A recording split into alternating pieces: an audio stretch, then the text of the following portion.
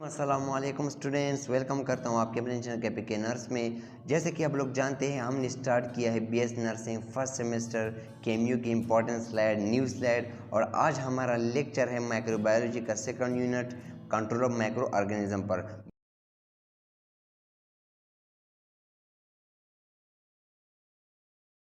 Physical method को पढ़ने से पहले मैं आप लोगों के साथ एक इम्पॉर्टेंट फैक्ट शेयर करने वाला हूं, जिसमें मैंने आगे जो स्लाइड पढ़ने वाले हैं उनका एक समरी लिखा है। जी हाँ, पहले हम पढ़ने वाले हैं टेम्परेचर को। टेम्परेचर में फिर हम मज़ीद high temperature category and low temperature category को पढ़ने वाले हैं। हाई टेम्परेचर के कैटेगरी में फिर हमारे पास मज़ीद 3 हीट आते हैं, एक मॉइस्ट हीट, दूसरा ड्राई हीट और तीसरा पास्चुराइजेशन प्रोसेस है। मॉइस्ट हीट को फिर मज़ीद इन्होंने सब कैटेगराइज किया गया, जिसमें हमारे पास बॉइलिंग वाटर एंड ऑटोक्लेविंग आता है। और ड्राई हीट को फिर मज़ीद क्लासीफाई किया है, जिसमें हॉट एयर स्टेरिलाइजिंग एंड इंसिनरेशन आता है। उसके बाद पास्चुराइजेशन 3rd नंबर पर आता है। लो टेम्परेचर कैटेगरी में हमारे पास रेफ्रिजरेटर आता है एंड बी नंबर पर डिसिसेक्शन आता है। उसके बाद इन्होंने 2 नंबर पर डिसिसेक्शन प्रोसेस को एक्सप्लेन किया है। डिसिसेक्शन प्रोसेस में क्या होता है सिंपल इन्होंने डिफाइन किया है। और फिर हमारे पास 3rd रेडिएशन कैटेगरी आती है। आगे स्लाइड में रेडिएशन कैटेगरी में फिर इन्होंने मज़ीद कैटेगराइज किया गया है आयनाइजेशन रेडिएशन को एंड अल्ट्रावायलेट और नॉन आयनाइजिंग रेडिएशन को। तो इन सारी टर्म को हम पढ़ने वाले हैं 1 बाय 1। तो आइए वीडियो को स्टार्ट कर लेते हैं फिजिकल मेथड से। The method which are use to destroy और remove the microorganism by means of physical things are known as physical method. Physical method वो मेथड है जिसमें हम माइक्रोऑर्गेनिज्म को रिमूव करते या डिस्ट्रॉय करते हैं फिजिकल मेथड से। फिजिकल मेथड से मुराद किस तरह, चाहे वो टेम्परेचर से हो या रेडिएशन के जरिए हो या रेफ्रिजरेटर के जरिए या डिस्ट्रक्शन के जरिए हो, तो इन सारे प्रोसेस या एग्जाम्पलों को हम फिजिकल मेथड कहते हैं। तो आइए 1 बाय 1 पढ़ लेते हैं। Temperatures, microorganism have a minimum, optimum and maximum temperature for the growth. कुछ इस तरह के ऑर्गेनिज्म होते हैं जो बहुत कम टेम्परेचर पर सर्वाइव करते हैं, अपनी ज़िंदगी रिप्रोडक्शन करते हैं। और कुछ इस तरह के ऑर्गेनिज्म भी होते हैं जो ख़ास टेम्परेचर पर अपनी ज़िंदगी बसर करते हैं। और कुछ इस तरह के माइक्रोऑर्गेनिज्म भी होते हैं जो बहुत ज़्यादा टेम्परेचर में अपनी ज़िंदगी सर्वाइव करती है। Temperature below the minimum usually have a static action on the microorganism. हाँ, ज़्यादातर माइक्रोऑर्गेनिज्म इस तरह के होते हैं कि अगर आप उन्हें कम टेम्परेचर मुहैया करें तो फिर उसकी ग्रोथ स्टॉप हो जाती है और स्टैटिकली यानी कि रेस्ट हालत में चली जाती है। They inhibit the microbial growth by slowing down the metabolism but do not necessary kill the organism. हाँ, कम टेम्परेचर पर उनकी जो ग्रोथ है वो कम होती जाती है, स्लो होती जाती है, लेकिन ये ज़रूरी नहीं होता कि वो उसको मतलब वो किल हो सके या वो ऑर्गेनिज्म की डेथ हो सके। Temperature above the maximum usually have a cidal actions. हाँ, अगर टेम्परेचर बहुत ज़्यादा हुआ तो फिर माइक्रो ऑर्गेनिज्म को किल कर सकती है। Sense the denature the microbial enzyme and other proteins.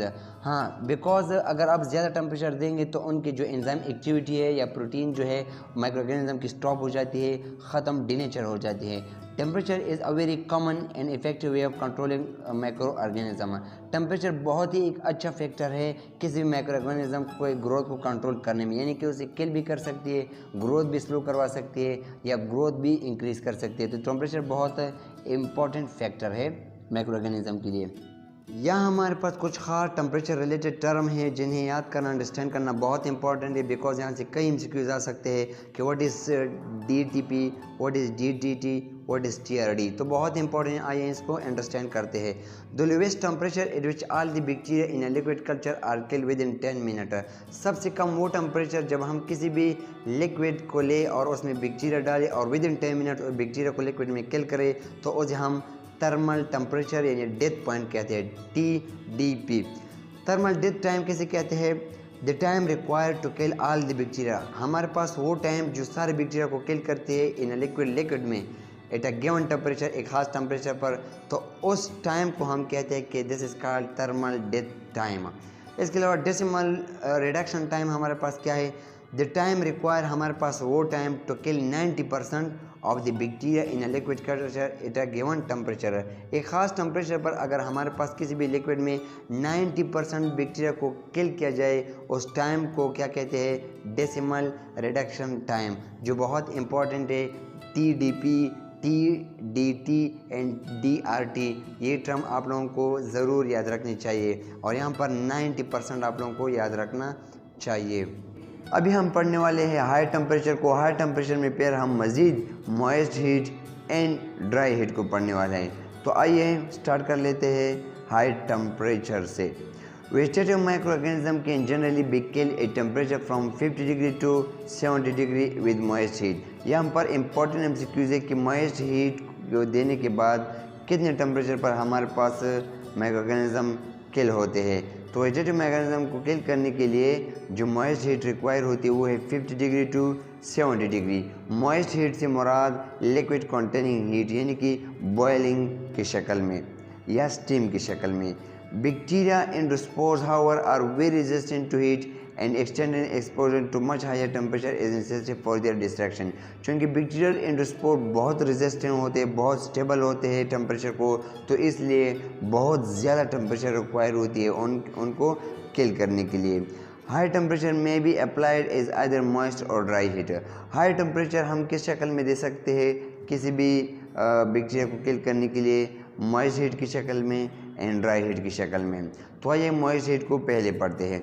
Moist heat is generally more effective than dry heat. ये इंपॉर्टेंट एमसीक्यूज है कि moist heat is more effective than dry heat. Moist heat ज़्यादा असर यानी ज़्यादा माइक्रोऑर्गेनिज्म को किल कर सकता है कंपेयर टू ड्राई हीट। अभी हम आगे ड्राई हीट को भी पढ़ने वाले हैं। For the killing microorganism because of its ability to penetrate the microbial cell, because moist heat penetrate अंदर जाते हैं, लिक्विड जो होता है सेल के अंदर जाता है, तो इसलिए हमारे पास सबसे ज़्यादा इफेक्टिव तरीका होता है माइक्रोऑर्गेनिज्म को किल करने के लिए। Moist heat kill microorganism by denaturing their protein. Moist heat किस तरह माइक्रोऑर्गेनिज्म को किल करता है? By denaturing their protein. उसके प्रोटीन को कोगुलेट करता है, डिनेचर करता है यानी कि मेल्ट करता है। Causes protein and enzyme to lose their 3 dimension function shape, जिसकी वजह से प्रोटीन और एंजाइम का जो किसी भी माइक्रोऑर्गेनिज्म के लिए बहुत ज़रूरी है उसको डिनेचर करता है या उसकी शेप को चेंज करता है।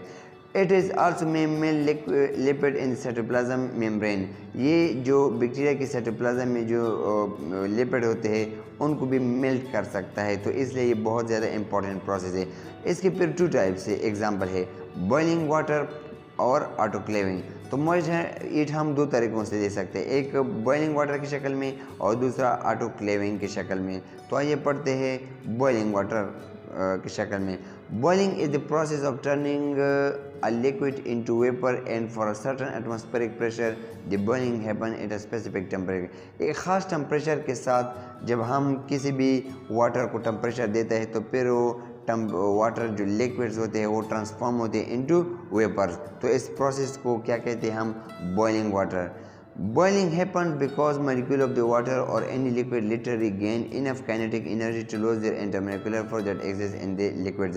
चूँकि वाटर में हाइड्रोजन बॉन्ड होता है तो जब भी हम एनर्जी देते हैं तो फिर वही काइनेटिक एनर्जी प्रोड्यूस होती है, जिसकी वजह से मॉलिक्यूलर जो बॉन्ड होते हैं हाइड्रोजन बॉन्ड टूट जाते हैं, तो उस वजह से जो लिक्विड की शक्ल कन्वर्ट होती है लिक्विड से वेपर की शक्ल में यानी गैसियस स्टेट में।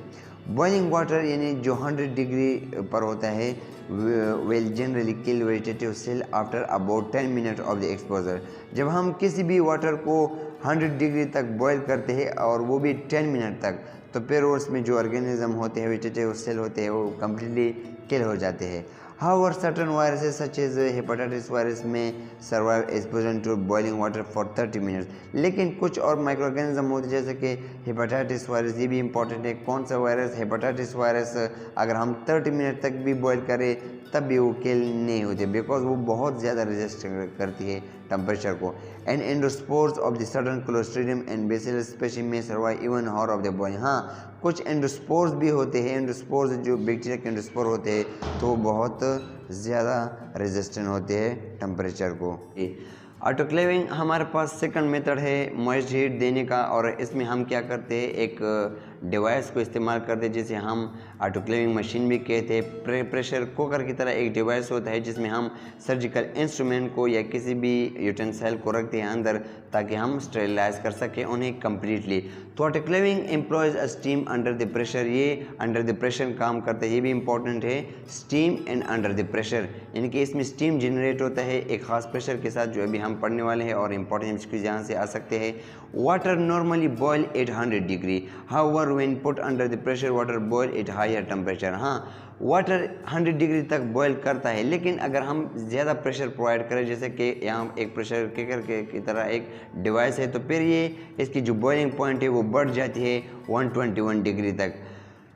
During autoclaving, the material to be sterilized are placed 15 pounds per square inch of the pressure in a pressure cooker type of the apparatus।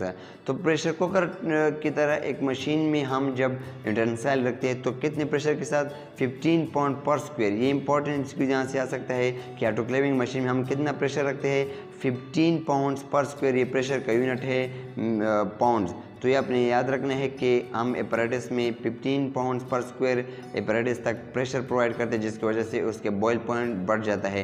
When place under the 15 pound per pressure the boiling point of the water is rise to 121 degree. तो जब हम 15 pound pressure देते हैं इस pressure cooker में, तो फिर उसका बॉइलिंग पॉइंट वाटर का बढ़ जाता है 100 से 121 डिग्री तक। A temperature sufficient to kill the bacteria and spore. तो फिर यही टेम्परेचर काफ़ी होता है किसी भी माइक्रो ऑर्गेनिज्म को किल करने के लिए उस डिवाइस में। Autoclaving is cidal for both the vegetative organism and endospores. तो ऑटोक्लेविंग जो प्रोसेस है ये किल करने का तरीका है both for the vegetative organism and endospore का, तो दोनों ऑर्गेनिज्म को किल किया जाता है। It is the most common method sterilization for the material by heat. तो ये हमारे पास मोस्ट कॉमन मेथड है स्टेरिलाइजेशन प्रोसेस का, जिसमें हम स्टेरिलाइजेशन प्रोसेस करते हैं थ्रू प्रॉपर तरीके से। ओके जी, हमारे पास है सेकंड नंबर पर मॉइस्ट हीट के बाद ड्राई हीट आता है। Dry heat kill the micro organism through a process of the protein oxidation rather than protein coagulation. तो मॉइस्ट हीट में हम क्या करते थे, प्रोटीन कोगुलेशन, और यहाँ पर ड्राई हीट में हम प्रोटीन ऑक्सीडेशन, जिसमें हम क्या करते हैं, प्रोटीन ऑक्सीडेशन। ये भी इंपॉर्टेंट एक्सक्यूज आ सकता है। Example of the dry heat include, जिसमें हम ड्राई हीट में हम क्या कौन से मेथड इस्तेमाल करते हैं, हॉट एयर स्टेरिलाइजेशन, यानी कि बहुत गर्म हवा को पास किया जाता है एक ख़ास इंस्ट्रूमेंट और यूटेंसिल जिस भी चीज़ को हम स्टेरिलाइज करना चाहते हैं, या इंसिनरेशन। तो ये इन दोनों प्रोसेस को पढ़ते हैं। हॉट एयर स्टेरिलाइजेशन क्या है, microbiological ovens employ very high dry temperature. यहाँ पर जैसे कि आप लोग देख सकते हैं, ये एक डिवाइस है जिसे हम माइक्रोबायोलॉजिकल ओवन भी कहते हैं। इसमें बहुत हाई ड्राई टेम्परेचर प्रोवाइड किया जाता है। कितना हाई, 171 डिग्री फॉर 1 आवर, 1 घंटे तक 171 डिग्री टेम्परेचर एयर के साथ, या 160 डिग्री फॉर 2 आवर। अगर हम टाइम को बढ़ाए तो फिर हम टेम्परेचर को कम कर सकते हैं 160 डिग्री तक फॉर द 2 आवर, और लॉन्गर या इससे भी ज़्यादा, और 121 डिग्री फॉर 16 आवर। अगर हमारे पास टाइम बहुत ज़्यादा है तो फिर हम 121 डिग्री तक टेम्परेचर दे सकते हैं 16 आवर तक, और longer depending upon the volume, हाँ इससे भी ज़्यादा। They are generally use for the sterilization glassware, meter, instrument and other inert material. तो ये हम ग्लासवेयर या मीटर, जो मेटल इंस्ट्रूमेंट होते हैं, या किसी भी मटेरियल के लिए हम इस्तेमाल करते हैं जो भी हम स्टेरिलाइज करना चाहते हैं। तो आप लोगों ने ये जो यहाँ पर जो पॉइंट है ये याद रखने हैं। Temperature 171 degree for 1 hour, 160 degree for 2 hour and 121 degree for 16 hour. ये आप लोगों ने याद रखने, यही एमसीक्यूज आ सकते हैं। और इसके अलावा हम जो इनर्ट मटेरियल्स है लाइक ऑयल एंड पाउडर, इसके लिए भी इस्तेमाल कर सकते हैं। They are not damage by the excess on temperature. इस तरह के मटेरियल जो टेम्परेचर से बहुत ज़्यादा डैमेज नहीं हो सकते, तो फिर हम इसमें हम स्टेरिलाइज कर सकते हैं। इंसिनरेशन, ड्राई हीट का last topic. Incineration are use to destroy disposable और expendable material by burning. Incineration, ये भी आप लोगों ने याद रखना है कि इसमें हम क्या करते हैं, कंबस्टन करते हैं, आग लगाते हैं उन सारी चीज़ों को जो डिस्पोजेबल यानी कि रीयूज़ होने वाली चीज़ें होते हैं, या जिसका लाइफ बहुत ज़्यादा हो, जो हमारे आसपास में गंदगी या कंटेमिनेशन प्रोड्यूस कर सकती है। तो हम इसको फिर बर्न करते हैं, और जो वेस्ट मटेरियल है उनको हम क्या करते हैं, बर्निंग प्रोसेस के ज़रिए उस जगह को स्टेरिलाइज करते हैं। Incineration is a method of treating waste which involve the combustion. तो इंसिनरेशन प्रोसेस में हम क्या करते हैं, वेस्ट मटेरियल को हम कंबस्ट, आग लगाते हैं of the organic substances. Normally जो ऑर्गेनिक सब्सटेंस होते हैं found in the waste material, जो किसी भी वेस्ट मटेरियल में पाए जाते हैं। तो इंसिनरेशन में हम सिंपल सा कंबस्टन प्रोसेस करते हैं, आग लगाते हैं, किसी भी डिस्पोजेबल या जो अनवांटेड वेस्ट होते हैं उनको हम बर्न करते हैं, यानी कि जगह को स्टेरिलाइज करते हैं। तो ये हमारे पास था इंसिनरेशन। पास्चुराइजेशन हमारे पास लास्ट टॉपिक है हाई टेम्परेचर का, उसके बाद हम लो टेम्परेचर पढ़ने वाले हैं।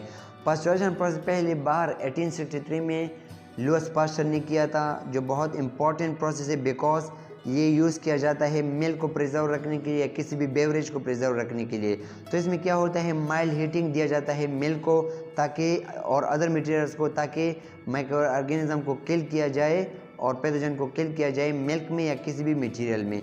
It does not however kill all the organism. Pasteurization process में इसका मतलब ये नहीं होता कि सारे माइक्रो ऑर्गेनिज्म को किल किया जाता है, बल्कि ख़ास और माइक्रो ऑर्गेनिज्म होते हैं जो किल हो जाते हैं। Milk is usually pasteurized by heating to 71.6 degree for at least 15 second. तो मिल्क कब पास्चराइज होता है, जब हम 71.6 डिग्री टेम्परेचर देते हैं 15 सेकंड तक। ये बहुत इंपॉर्टेंट एमसीक्यूज़ है। 15 सेकंड तक कितना टेम्परेचर देते हैं, 71.6। हाँ, अगर हम टाइम को बढ़ाए 15 सेकंड से लेकर 30 मिनट तक टाइम को बढ़ाए तो फिर हम 71.6 डिग्री के बजाय 62.9 डिग्री टेम्परेचर दे सकते हैं। तो ये सेकंड इंपॉर्टेंट एमसीक्यूज़। तो इसके बाद हमारे पास लो टेम्परेचर आता है। लो टेम्परेचर में हम, नाम से ज़ाहिर होता है कि लो टेम्परेचर में हम लो टेम्परेचर देते हैं किसी भी फूड को। तो low temperature inhibit the microbial growth by slowing down the microbial metabolism, for example refrigerator and freezing. तो हमारे पास जैसे कि रेफ्रिजरेटर और फ्रीज़र जो होता है वो, उसमें हम लो टेम्परेचर देते हैं। तो लो टेम्परेचर जब हम प्रोवाइड करते हैं फूड को, तो उसमें जो माइक्रो ऑर्गेनिज्म होते हैं उसका ग्रोथ स्लो डाउन हो जाता है। तो फिर हमारे पास जो खुराक होता है, फूड होता है, उसका जो फ्रेश होना होता है वो बहुत ज़्यादा देर तक उसका टाइम बढ़ जाता है। रेफ्रिजरेटर का हमारे पास एग्जांपल है कि अगर रेफ्रिजरेटर में कितना डिग्री टेम्परेचर होता है, 5 डिग्री टेम्परेचर होता है। तो इस वजह से स्लो डाउन होती है ग्रोथ किसकी, माइक्रो ऑर्गेनिज्म की। Keep the food fresh for the several days. तो बहुत से दिनों तक, कुछ दिनों तक हमारे पास फूड बिल्कुल फ्रेश रहता है रेफ्रिजरेटर में। फ्रीजिंग में अगर हम -डिग्री तक टेम्परेचर लिया, यानी कि फ्रीजिंग पॉइंट तक, तो फिर बिल्कुल माइक्रोबियल की जो ग्रोथ है वो स्टॉप हो जाती है। तो फिर इसकी वजह से हम सेवरल डेज, कई दिनों तक हम खुराक को प्रिजर्व रख सकते हैं, यानी कि टाइम बढ़ा सकते हैं। इसके बाद हमारे पास डेसिसेक्शन, हमारे पास प्रोसेस आता है फिजिकल मेथड में, और उसके बाद हमारे पास रेडिएशन आता है। तो डिसेक्शन में हमारे पास it is the process of the removal of the water. इसमें हम वाटर को रिमूव करते हैं, किससे, वेजिटेबल से या फूड से। In the absence of the water microbial can not grow और रिप्रोड्यूस। जब वाटर हम रिमूव करें उस फूड से या वेजिटेबल से, तो फिर माइक्रो ऑर्गेनिज्म ग्रोथ नहीं कर सकती, रिप्रोड्यूस नहीं कर सकती, बट में रिमेन विजिबल फॉर ईयर्स। हाँ, वो कई सालों तक वहाँ पर रहेगी लेकिन रिप्रोड्यूस नहीं कर पाएगी। After water becomes available they start growing again. हाँ, अगर हम दोबारा वाटर फराहम करें या हम वाटर दे दें तो फिर दोबारा माइक्रो ऑर्गेनिज्म उसमें रीजनरेट, रिप्रोड्यूस होगा। ये हमारे पास डिसेक्शन प्रोसेस है। तो ये बहुत इंपॉर्टेंट एमसीक्यू इस तरह का आ सकता है कि the removal of the water from the vegetable और other foods, a process is called dissection. Radiation हमारे पास आता है। रेडिएशन के बाद हमारे पास केमिकल मेथड आता है जो हम नेक्स्ट वीडियो में पढ़ने वाले हैं। तो रेडिएशन हमारे पास लास्ट मेथड है फिजिकल मेथड का, जिसमें हम ionising radiation and non ionizing radiation पढ़ने वाले हैं। तो आयनाइजिंग रेडिएशन से क्या मुराद है? आयनाइजिंग रेडिएशन से मुराद वो रेज है जिसका वेवलेंथ बहुत शॉर्ट होता है, यानी कि लेस देन 1 नैनोमीटर। तो यही रेडिएशन क्या करते हैं, डिसलोकेट करते हैं electron from the atoms and they form ions. तो फिर जब हम खुराक पर ये आयनाइजेशन रेडिएशन या किसी भी इंस्ट्रूमेंट पर फेंकते हैं तो उससे इलेक्ट्रॉन निकालते हैं, तो उसको स्टेरिलाइजेशन प्रोसेस में हेल्प देता है। Causing mutation in DNA and produce peroxide. ये डीएनए में म्यूटेशन काज कर सकते हैं। अगर ह्यूमन पर फेंक दिया जाए या ह्यूमन एक्सपोज हो जाए इस प्रोसेस को, तब ये बहुत डेंजर है आयनाइजेशन रेडिएशन, और ये पेरोक्साइड प्रोड्यूस करता है। Use to sterilize the pharmaceutical and disposable medical supply food industrial interest in using ionization radiation. तो ये हमारे पास हम फूड इंडस्ट्री भी इस्तेमाल करती है ये प्रोसेस। या हाँ, अगर हम फार्मास्यूटिकल एंड डिस्पोजेबल की बात करें तो फिर ये डिस्पोजेबल को भी स्टेरिलाइज करने में मदद देता है, बिकॉज ये रेडिएशन बहुत स्ट्रॉन्ग होते हैं, शॉर्ट वेवलेंथ वाले होते हैं। फॉर एग्जांपल एक्सरेज जो है और या गामा रेज जो होते हैं। इसके अलावा डिसएडवांटेजेस क्या है? पेनिट्रेट द ह्यूमन टिश्यू में का genetic mutation in the human. जैसे कि हमने यहाँ पर डीएनए में पढ़ा कि डीएनए में म्यूटेशन काज करते हैं, तो ये बहुत डेंजरस है ह्यूमन बॉडी को, बिकॉज ये जेनेटिकली म्यूटेशन काज करते हैं, यानी कि जीन में म्यूटेशन चेंजेस काज करता है।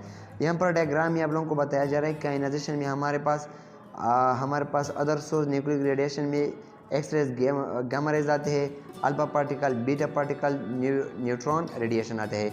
और नॉन आयनाइजेशन में हमारे पास radio wave, ultraviolet light, microwave and infrared rays आते हैं। अभी हम अल्ट्रावायलेट लाइट और नॉन आयनाइजिंग रेडिएशन को पढ़ने वाले, यानी कि आयनाइजेशन काज नहीं करते, इलेक्ट्रॉन नहीं निकाल सकती एटम से। Wavelength is longer than 1 nanometer, ये वो रेडिएशन होते हैं 1 नैनोमीटर से वेवलेंथ इनका ज़्यादा होता है। Damage the DNA by producing thymine dimers, ये भी डीएनए को डैमेज कर सकता है। एंड प्रोड्यूस थायमन डाइमर ये ग्रुप ऑफ द थायमीन होता है। Use to disinfect the operating room nurses cafeteria, हम क्या करते हैं, इस प्रोसेस को इस्तेमाल करते हैं अल्ट्रावायलेट लाइट को या नॉन आयनाइजिंग रेडिएशन को, ताकि जो नर्सेज है, रूम्स है या कैफेटेरिया है, उनको स्टेरिलाइज करने के लिए। डिसएडवांटेज क्या है, डैमेज स्किन डैमेज कर सकता है। Eyes does not penetrate the glass में अंदर नहीं जा सकती या क्लॉथ में, तो इसके डिसएडवांटेज है। तो ये हमने फिजिकल मेथड पढ़े, अभी हम नेक्स्ट वीडियो में केमिकल मेथड्स को पढ़ने वाले हैं। तो इसी तरह हम वीडियो अपलोड करते जाएंगे। अगर आप हमारे यूट्यूब चैनल पर नए हैं तो वीडियो को लाइक करना, सब्सक्राइब करना और अपने दोस्तों के साथ ज़रूर शेयर करना। अपने आप का बहुत ख्याल रखिएगा, अपनी फैमिली का भी और मेरे चैनल का भी। अल्लाह हाफ़िज़।